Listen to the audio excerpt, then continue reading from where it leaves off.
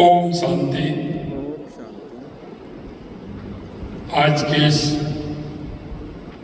सुरक्षा बल कर्मियों के लिए राष्ट्रीय संवाद के इस आत्म सशक्तिकरण व राष्ट्रीय संवाद के उद्घाटन सत्र में हम सबके मार्गदर्शक और हम सबके ऊर्जावान, यशस्वी, प्रखर, दूरदर्शी हमारे गृह मंत्री, सहकारिता मंत्री सम्माननीय अमित शाह जी, एक बार जोरदार तालियों के साथ माननीय गृह मंत्री जी का स्वागत अभिनंदन करेंगे। हमारी ब्रह्म कुमारी की प्रमुख कुमारी सहयोगिनी मोहिनी दीदी, संकुल प्रमुख राजयोगिनी उन्नी दीदी, माननीय सांसद राज्यसभा प्रदेश अध्यक्ष मदन राठौड़ जी, उपाध्यक्ष सुरक्षा सेवा बैंक सहयोगिनी शुक्ला दीदी, अतिरिक्त महासचिव ब्रह्म कुमारी राजयोगी मृत्युंजय भाई जी, प्रस्तुत करने कार्यक्रम सिस्टर शिवका जी एवं मेरे सामने वाले हमारे मंत्री भाई के बिश्नोई जी, हमारे सांसद लंबाराम जी, पूर्व सांसद देवजी भाई, अन्य सभी भाई बहनों, सबसे पहले तो मैं आपसे कहना चाहता हूं कि हम बहुत ही सौभाग्यशाली हैं कि आज के इस अवसर पर हमें माननीय गृह मंत्री जी का मार्गदर्शन हमें मिलेगा। मैं माननीय गृह मंत्री जी का माउंट आबू की इस धरा पर हार्दिक स्वागत और अभिनंदन करता हूं। आप सशक्त भारत के निर्माण के लिए देश की सुरक्षा नीति के कुशल सारथी होने के साथ देश की आध्यात्मिक चेतना, सांस्कृतिक मूल्यों के भी संवाहक हैं।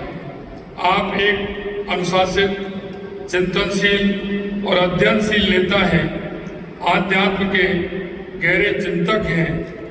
मैं देश के यशस्वी प्रधानमंत्री श्री नरेंद्र मोदी जी के नेतृत्व में आज आप भारत की सुरक्षा और विकास के दर्शन के प्रमुख शिल्पी हैं। इसके लिए मैं आपको इस मंच से हार्दिक धन्यवाद देता हूँ। आपने देश की आंतरिक सुरक्षा, संवैधानिक सुधारों और राष्ट्रीय अखंडता को सशक्त करने वाले कई ऐतिहासिक निर्णय लिए हैं, जिनकी प्रतीक्षा देश दशकों से कर रहा था। अनुच्छेद 370 का स्थायी समाधान कश्मीर घाटी में शांति, नवाचार और प्रगति की नींव रखने वाला ऐतिहासिक कदम। इसे कश्मीर में अलगाववाद, आतंकवाद के मंसूबे परास्त हुए हैं। नक्सलवाद के विरुद्ध आपकी जीरो टॉलरेंस की नीति के चलते वे क्षेत्र जो कभी भय और हिंसा के पर्याय थे, आज शांति और विकास के पथ पर अग्रसर हैं। सहकारिता में आपके लंबे अनुभव, पारदर्शी व्यवस्था लागू करने से इस क्षेत्र को नई ऊर्जा मिली है।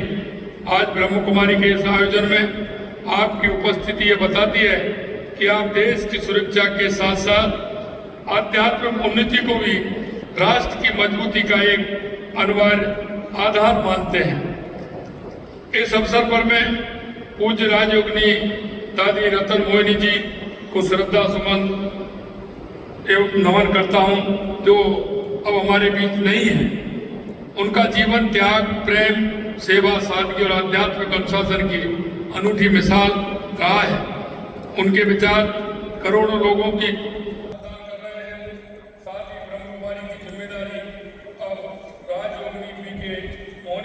आपका ज्ञान और अनुभव इस संस्था को और अधिक ऊंचाइयों तक ले जाएगा।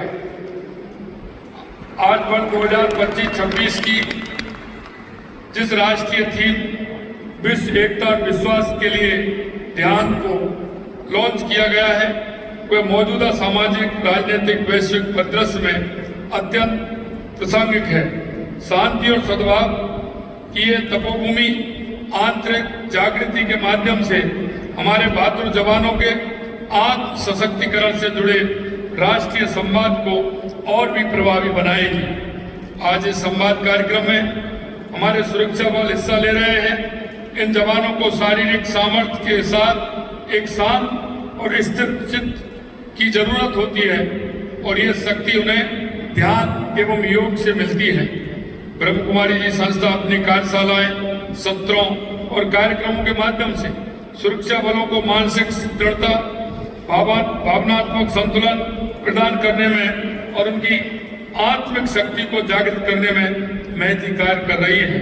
इस संस्था ने राज्यों को सहज के साथ साथ जन जन तक पहुंचाया है। आज ये तनाव मुक्त जीवन, मानसिक स्वास्थ्य और आत्मबोध का माध्यम बन गया है। यशस्वी प्रधानमंत्री श्री नरेंद्र मोदी जी का कहना है कि योग शांति का अभ्यारण प्रदान करता है और ये हमें धैर्य के साथ जीवन की चुनौतियों सामना करने में सक्षम बनाता है। उन्हीं के प्रयासों से 21 जून को संयुक्त राष्ट्र संघ ने अंतर्राष्ट्रीय योग दिवस के रूप में घोषित किया और आज दुनिया भर में योग अभ्यास करने वालों की संख्या बढ़ रही है। आज भारत एक नई योग अर्थव्यवस्था बन रहा है।